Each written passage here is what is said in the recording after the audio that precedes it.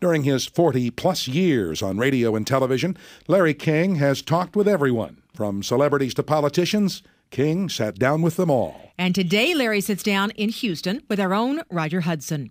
Houston, you have Larry King? Absolutely. Well, Houston is delighted to have Larry King. How are you doing, Larry? How you doing? Is this Roger? It is Roger. How are you doing today? You got a great name for Brooke. Roger Hudson. Yeah, absolutely. It's easy to spell. The Roger Hudson Show. Well, give me some hints before we start this. Since you're the king of interviewing, how can I completely blow this interview? One, by referring to yourself more than the guest, because the guest counts. And just be yourself. In other words, don't be someone else. If Roger Hudson should be Roger Hudson, so don't be Jim Lair.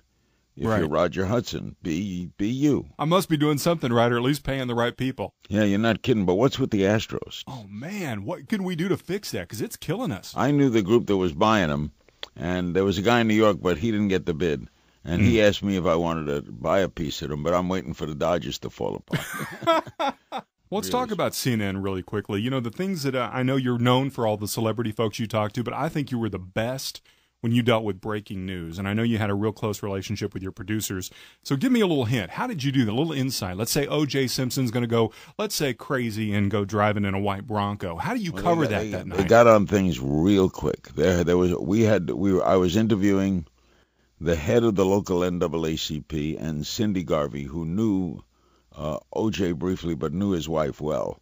And they were both on television with me, and suddenly they tell me in my ear, well, O.J.'s on the road in a car, and he's got a gun, and I was following the road as he was driving, and I stayed an extra 2 hours, and I covered the whole trip until he was arrested. And that's what I miss the most, because when there is real breaking news, not the kind of phony now breaking news is, a mouse walked across the room.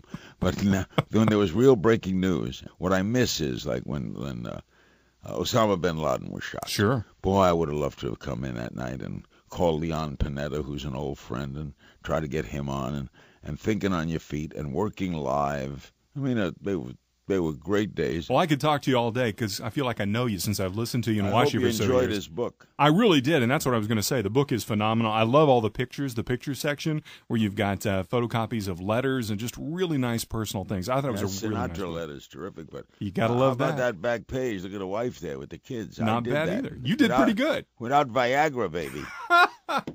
You did a good job, I think. The book and the kids, I think. Thank you, Roger. And it's going to be a cool summer in Houston. Don't worry. It'll be down to 99. Well, I'm going to expect you down here once the Astros win the pennant, if we're both still alive. The hottest day I ever had in my life was Labor Day in Houston, going to an Astro game.